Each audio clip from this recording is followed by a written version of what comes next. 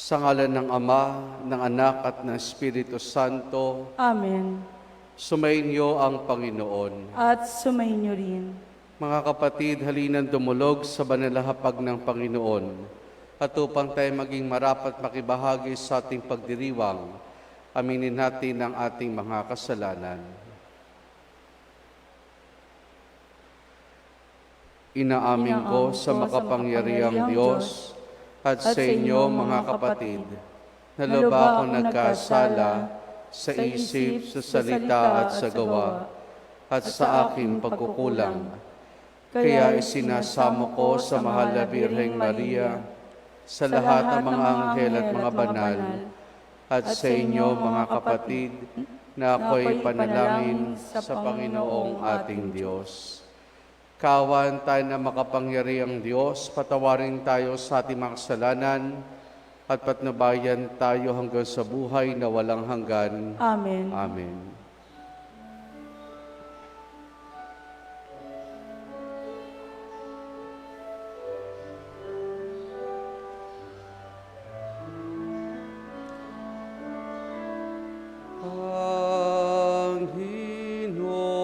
Panginoon, kahawan mo kami.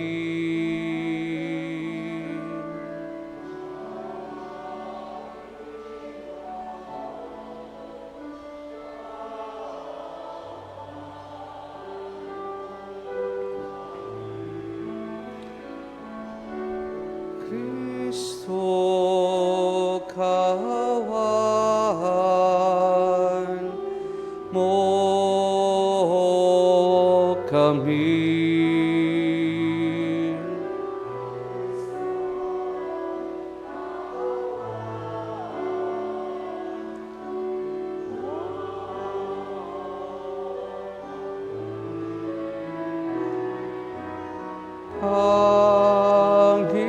Panginoon, kahawan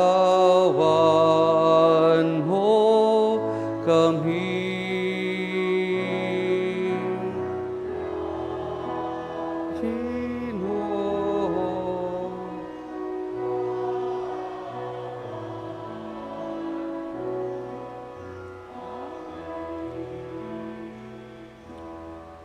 Manalangin tayo.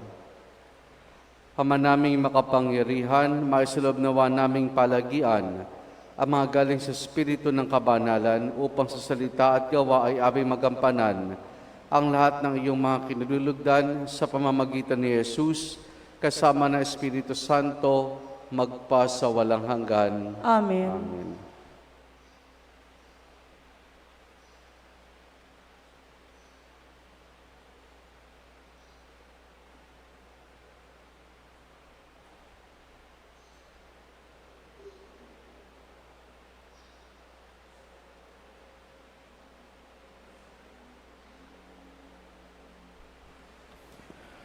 Ang salita ng Diyos mula sa sulat ni Apostol Santiago.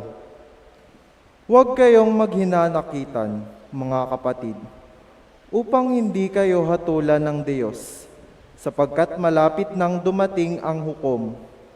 Mga kapatid, tularan ninyo ang mga propetang nagsalita sa ngalan ng Panginoon.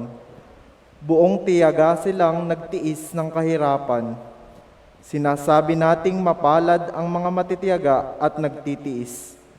Narinig ninyo ang tungkol sa pagtitiis ni Job at ang ginawa sa kanya ng Panginoon sa bandang huli. Ito'y nagpapakilalang mabuti at mahabagin ang Panginoon. Ngunit higit sa lahat, mga kapatid, huwag na kayong susumpa kung kayo'y nangangako. Huwag na ninyong sasabihing, saksi ko ang langit, o saksi ko ang lupa, o ano paman.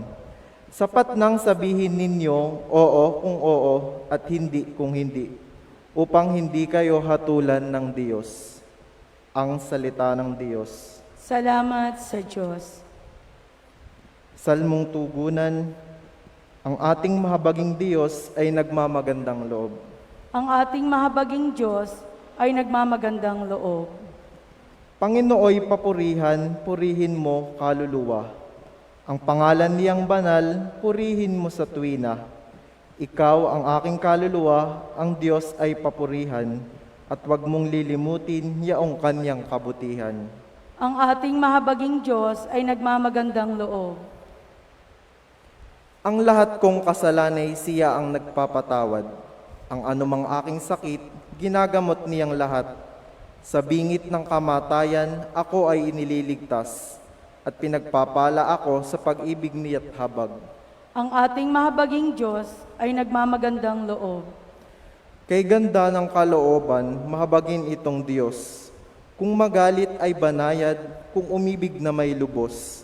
Banayad nga kung magalit, hindi siya nagtatanim. Yaong taglay niyang galit, hindi niya kinikimkim. Ang ating mahabaging Diyos ay nagmamagandang loob. Ang agwat ng lupa't langit, sukatin may hindi kaya. Gayon ang pag-ibig ng Diyos sa may takot sa Kanya. Ang silangan at kanluran kung gaano ang distansya. Gayong-gayon ang pagtingin sa sinumang nagkasala. Ang ating mahabaging Diyos ay nagmamagandang loob.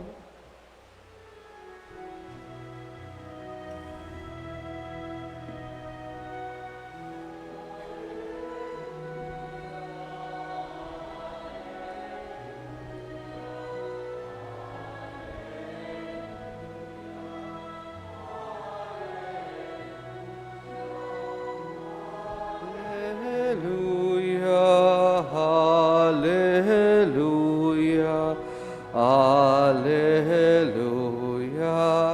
hallelujah.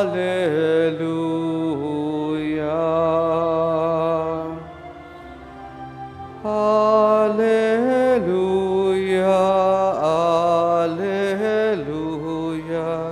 hallelujah,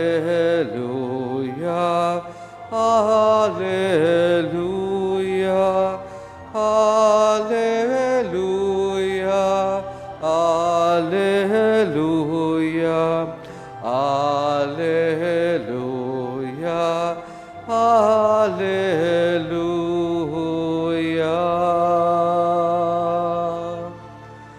hallelujah.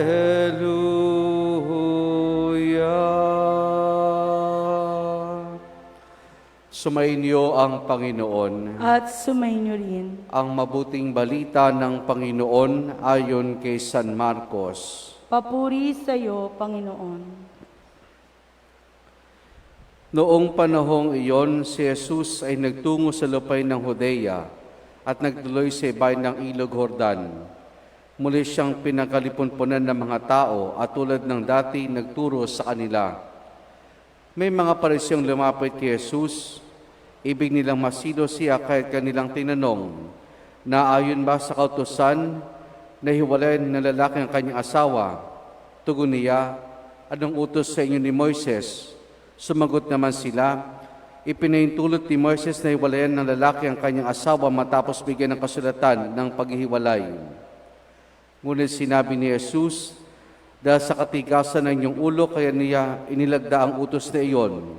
Subalit sa pasimula pa, nang likhain ng Diyos ang sanibutan, nilalang niya silang lalaki at babae.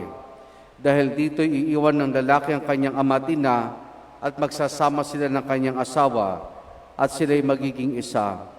Kahit hindi na sila dalawa, kundi isa. Ang pinagsama ng Diyos ay huwag paghiwalayin ng tao. Pagdating sa bahay, ang mga alagad naman ang nagtanong kay Jesus tungkol sa bagay na ito. Sinabi niya sa kanila, ang sinumang lalaking humiwalay sa kanyang asawa at mag-asawa ng iba ay gumagawa ng masama sa kanyang asawa. Siya'y nangangalo niya. At ang babaeng humihiwalay sa kanyang asawa at mag-asawa sa iba ay nangangalo niya rin. Ang mabuting balita ng Panginoon. Pinupuri ka namin, Panginoong Hesukristo. Magandang umaga po sa ating lahat. Sa mabuting balita na ating napakinggan, ay ating natunghayan dito ang issue tungkol sa buhay ng mga mag-asawa. Ang tanong dito ay, Kung naayon ba sa kautusan na iwalay ng lalaki ang kanyang asawa sa anumang kadahilanan. Pero kung titignan natin mga kapatid, hindi lang ito tungkol sa buhay ng mag-asawa per se. Pero kung titignan natin sa mas malawak na perspektibo, ang tagpong ito ng Panginoon at hindi ng mga tao sa paligid niya, partikular mga pariseo, ito tungkol sa buhay din ng bawat isa sa atin. Ito tungkol din sa buhay ng bawat isa sa atin. Ano pong ibig kong sabihin? Halimbawa, tungkol sa kautusan na ito, isang magandang pagtuunan natin dito ng pansin ay yung kasabay natin na not all legal are moral. Hindi lahat ng legal, hindi lahat ng nasa batas ay tama na dapat natin ay sundin. Halimbawa, bagamat dito sa ating bansa, walang batas tungkol sa abortion, tungkol sa diborsyo, hindi na ngahulugan dahil ito pinatutupad sa ibang bansa ay ito ay tama na. Not all legal are moral. At hindi lang tungkol siguro sa mga batas, kundi maging sa mga tradisyon na pinangahawakan nating mga tao. Dahil minsan yung mga tradisyong iyan, bagamat ito'y sa loob ng mahabang panahon ay humubog sa kaisipan nating mga tao, pero may mga pagkakataon na kung titingnan natin na ang mga tradisyong ito sa mas malawak na pagtingin ay maaaring hindi na tama, maaaring labag na sa kalooban at plano ng Diyos. Halimbawa po siguro dito, yung sa mga tradisyon natin na sa particular po siguro sa paglilibing. Ang dami nating tradisyon dyan, ang dami nating pamahihindihan. In the end, ang nangyayari sa atin dyan, kaya natin sinusunod yung mga tradisyon na iyan ay dahil sa takot. Lamang sa takot at dahil lamang sa sinabi ng mga matatanda nating mga ninuno. Ang malaga na parating nating tignan na magsilbing gabay sa atin, particular sa batas, at hindi sa mga tradisyong meron tayo, ay kung ito ba ay naayon parati sa kalooban at plano ng Diyos. Lumalago ba ako dito kapag ito'y sinutupad ko? Nakita ba dito ang aking pagiging anak ng Diyos, ang pagiging Kristiyano ko sa pagkakataong ito? Pangalawa ay tungkol sa buhay ng mag-asawa. Simple lang naman ang batas sa atin dito ng ating Panginoon na ang pinagsama ng Diyos ay huwag paghiwalayin ng tao. Pero dito kung titignan natin, bakit pinayagan ni Moises na maglagda ng kasulatan ng paghiwalay? Ito dahil lamang sa katigasan ng kanilang ulo at dahil nais protektahan ni Moises ang karapatan ng kababaihan sa lumang tipan. Pero sa mas malawak na pangunawa, ay lahat naman tayo ay pumapasok sa iba't ibang ugnayan. Merong ugnayan na mag-asawa, merong mag-ugnayan sa mga magkakapatid, na mga magkakamag-anak, mga magkakaibigan, mga magkakapitbahay. At parating may mga pagsubok diyan. Hindi na lamang sa pagkakaiba natin. Kasi minsan, ang sinasabi ng mga mag-asawa kung bakit sila hindi sila parang magkatugma ay dahil sa kanilang pagkakaiba. Totoo naman yun, lahat tayo magkakaiba. Lahat tayo magkakaiba, lahat tayo ay unique. Pero in the end, kung makikita natin sa mas malawak na pag-unawa, na hindi lang ito tungkol sa mag-asawa, kundi sa anumang ugnayan meron tayo. Kung bakit nagkakaroon ng ganyang sitwasyon ay dahil una, yung kakulangan nating umunawa sa isa't isa. Yung kakulangan nating umunawa sa isa't isa. Umunawa sa kahinaan, kawalan ng pag-unawa sa pamamaraan ng kanyang pag-iisip, gawi. At yun din, katulad ng sinabi ni Moises ay dahil sa katigasan na rin ng ating mga ulo. At dagdag pa diyan, Yung bang pinipilit natin kung ano yung gusto natin.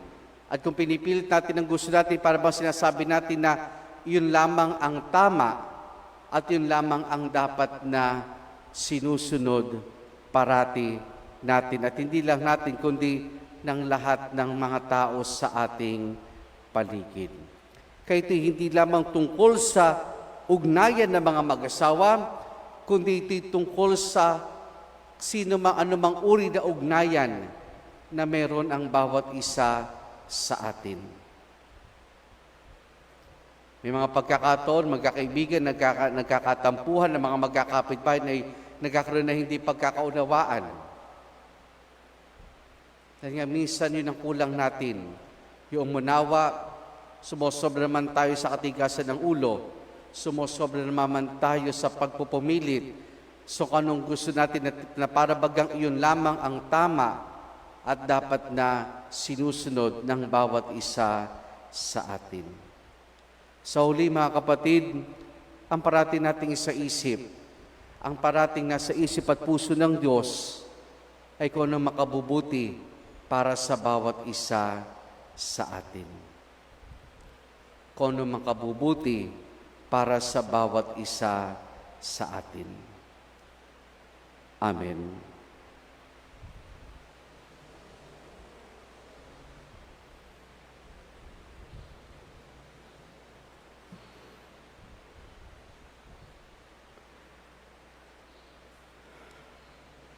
Nakikibahagi sa paglikha ng Diyos ng bagong buhay ang mga asawa at mga may bahay para sa pangangailangan ng mga magulang at mga anak ang ating mga kahilingan ngayon. Panginoon, basbasan mo ang aming mga mag-anak. Panginoon, basbasan mo ang aming mga mag-anak.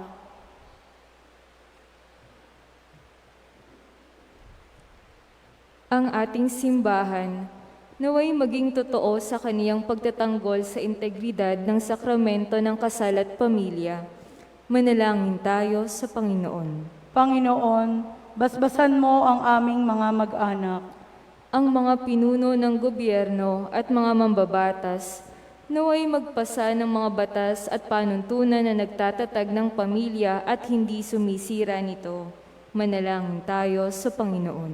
Panginoon, basbasan mo ang aming mga mag-anak. Sa mga pamilya na nasira ng diborsyo o kaya ng paghihiwalay, naway makatagpo sila ng suporta at pangunawa mula sa mga komunidad na kanilang kinabibilangan. Manalangin tayo sa Panginoon. Panginoon, basbasan mo ang aming mga mag-anak. Sa mga pamilya, naway magbigay ng inspirasyon sa kanilang pamumuhay bilang komunidad ang mga ehemplo ni Maria at Jose. Manalangin tayo sa Panginoon. Panginoon, basbasan mo ang aming mga mag-anak. Ang ating yumaong mga kamag-anak at mga kaibigan, naway makakita ng kasiyahan sa kapayapaan ng walang hanggang tahanan ng Diyos. Manalangin tayo sa Panginoon. Panginoon, basbasan mo ang aming mga mag-anak.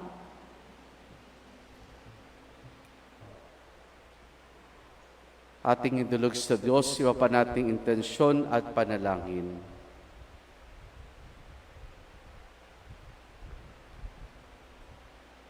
Diyos ng pag-ibig, nilikha mo kaming lalaki at babae upang ipagpatuloy ang iyong paglikha. Ang pag-ibig namin sa isa't isa naway sumalamin sa iyong pananatili sa amin. Hinihiling namin to sa pamamagitan ni Jesus na aming Panginoon. Amen. Amen.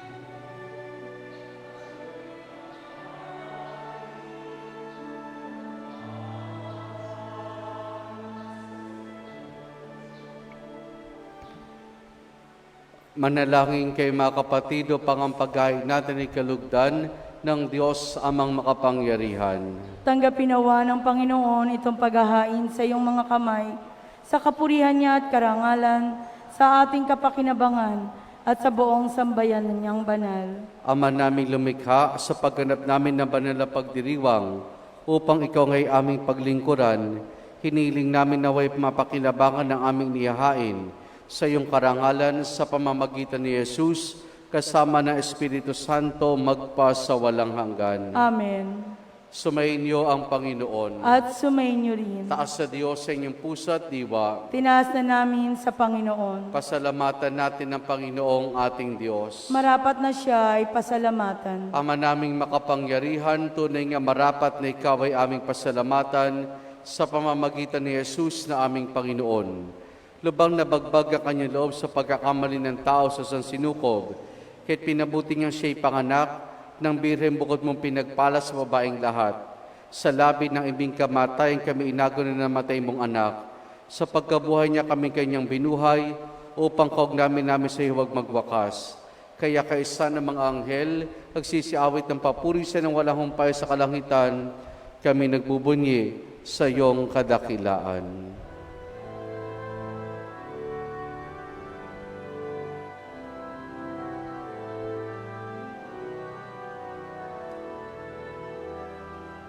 Santo, Santo, Santo, Panginoong Diyos, napupuno ang langit at lupa ng kadakilaan mo.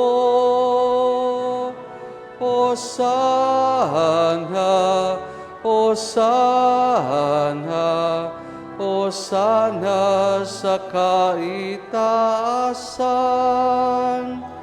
Hosana, Hosana, Hosana sa kaitaasan. Pinagpala ang naparirito sa ngalan ng Panginoon.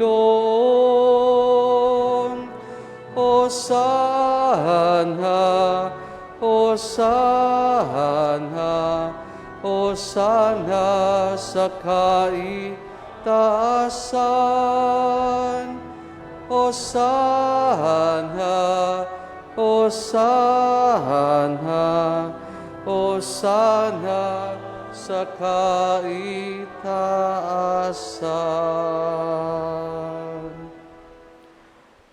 Ama naming banal, ikaw ang bukal ng tanang kabanalan.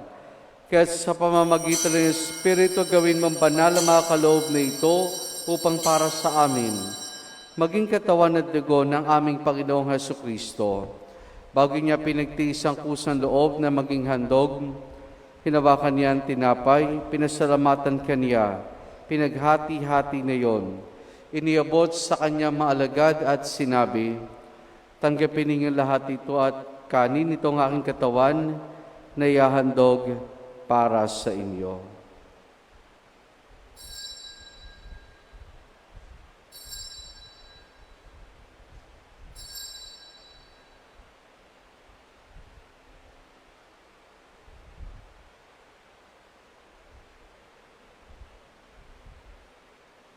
Gayun din naman nung matapos ang hapunan, hinawakan niya ang kalis. Muli kanyang pinasalamatan.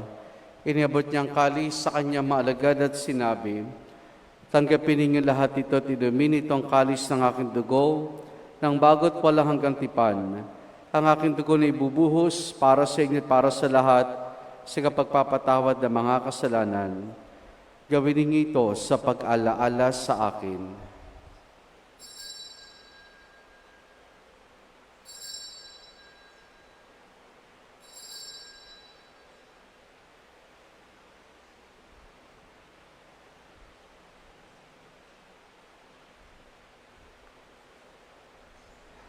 Ang misteryo ng ating pananampalataya. aming ipinahayag na namatay ang iyong anak, na buhay bilang Mesiyas at magbabalik sa wakas para mahayag sa lahat. Ama, ginagawa namin ngayon ang pag-alaala sa pagkamatay at muling pagkabuhay ni iyong anak. Kaya tiniyalay namin sa iyong tinapay na nagbibigay buhay at ang kalis na kakaloob ng kaligtasan. Kami nagpapasalamat dahil kami minarapat at tumayo sa harap mo para maglingkod sa iyo. Isinasamo namin kaming magsasalo-salo sa katawan at dugo ni Kristo ay mabuklod sa pagkakaisa sa pamamagitan ng Espiritu Santo. Ama, lingapin mo sing bahang laganap sa buong daigdig. Puspusin mo kami sa pag-ibig kay San Francisco naming Papa at ni Dennis sa aming obispo at ng Tanang Kaparian. Alalahanin mo rin mga kapatid naming nahimlay na may pag-asang sila'y muling mabubuhay, gayon din na lahat ng mga pumanaw at mga kaluluwa sa purgatorio. Kaawan mo sila at patuloyin sa iyong kaliwanagan. Kaawaan mo at pagindapati kaming lahat na makasalo sa iyong buhay na walang wakas. Kaisa ng mahal na Birheng Maria na Ina ng Diyos, ang kanyang kabiyak ng puso, si San Jose, kaisa ng mga apostol, si San Juan Bautista, at ang lahat ng mga banal na namuhay dito sa daigdig ng kalugod-lugod sa iyo, may pagdiwang nawa namin ang pagpupuri sa kararangal mo sa pamamagitan ng iyong anak na aming Panginoong Heso Kristo. Sa pamamagitan ni Kristo, kasama niya at sa Kanya, ang lahat ng parangal papuri sa iyo, Diyos amang makapangyarihan, kasama ng Espiritu Santo, magpa sa walang hanggan. Amen. Amen.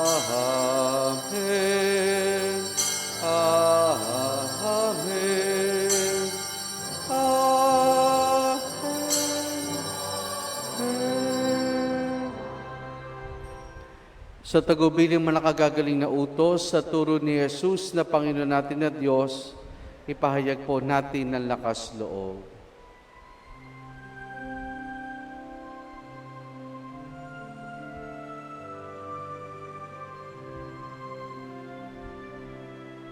Ama namin, sumasalangit ka, sambahin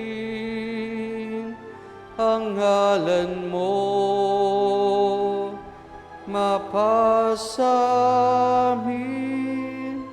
ang kaharian mo, sundin ang loob mo dito sa lupa para nang sa langit. Bigyan mo kami ngayon ng aming kakanin sa araw-araw at patawarin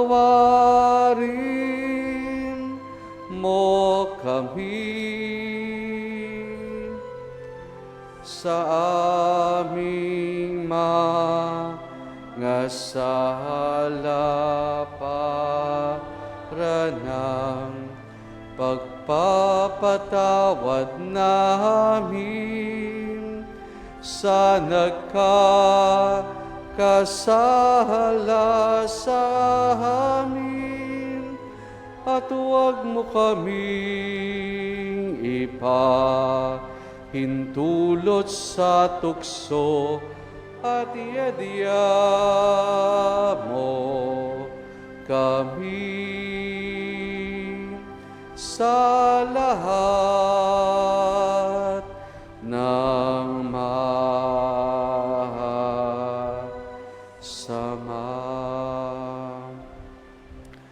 Hiniling namin kay Media sa lahat ng masama, pagkalooban ng kapayapaan araw-araw, iligtas sa kasalanan, at ilayo sa lahat ng kapahamakan, samantalang aming masayang pinananabikan ang dakilang araw ng pagkapahayag ng tagapagligtas naming Jesu Kristo.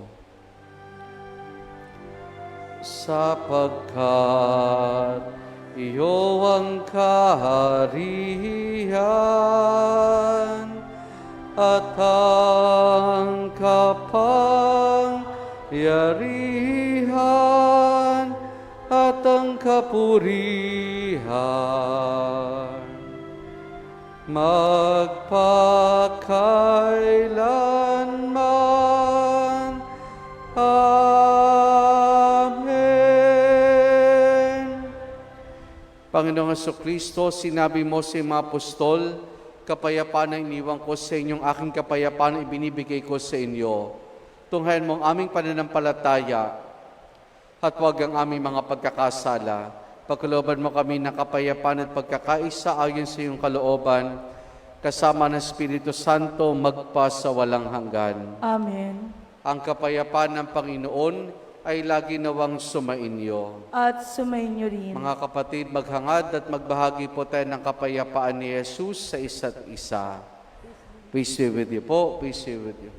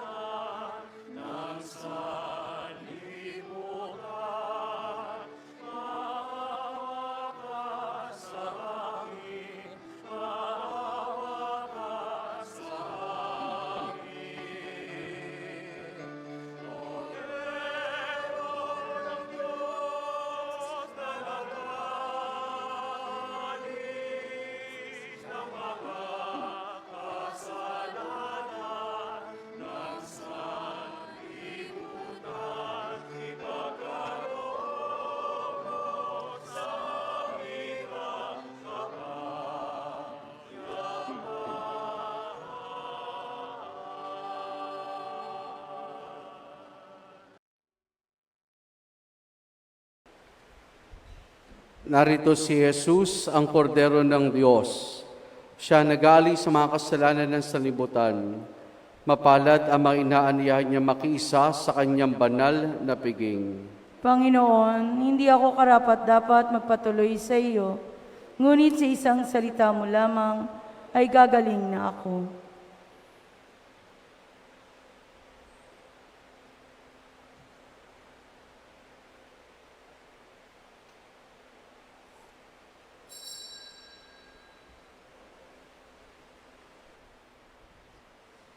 Espiritual na pagtanggap ng komunyon. Panginoong Jesus, ako'y naniniwala na ikaw ay nasa kabanal-banalang sakramento. Iniibig kita ng higit sa lahat at minimithi kong tanggapin ka sa aking kaluluwa, sapagkat sa mga sandaling ito'y hindi kita matatanggap sa sakramento. Tumuloy ka sa Espiritu sa aking puso. Niyayakap kita na para bang narito ka na at iniyalay ko ng buong buo ang aking sarili sa iyo. Huwag mo pong hayaang mawalay ako sa iyo. Amen.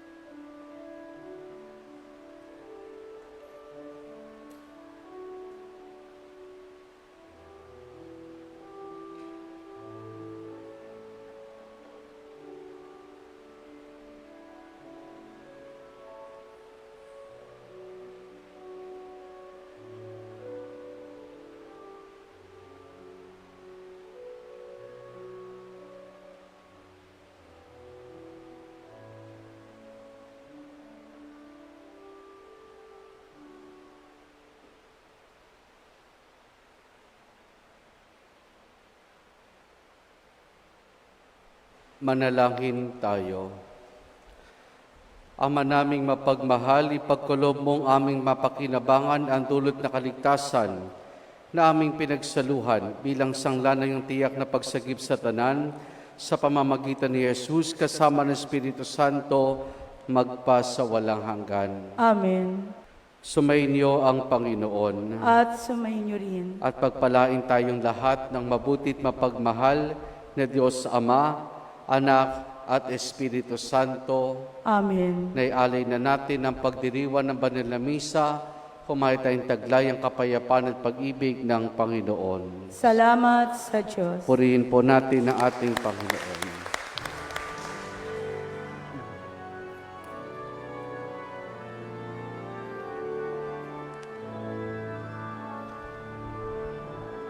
Kung hayong natipahayag, pagtaging at lakas, isa buhay pag-ibig, katarungan, tanda ng kaniyang kaharian. Isa buhay pag-ibig at katarungan, tanda ng kaniyang kaharian. Magandang umaga po sa ating lahat.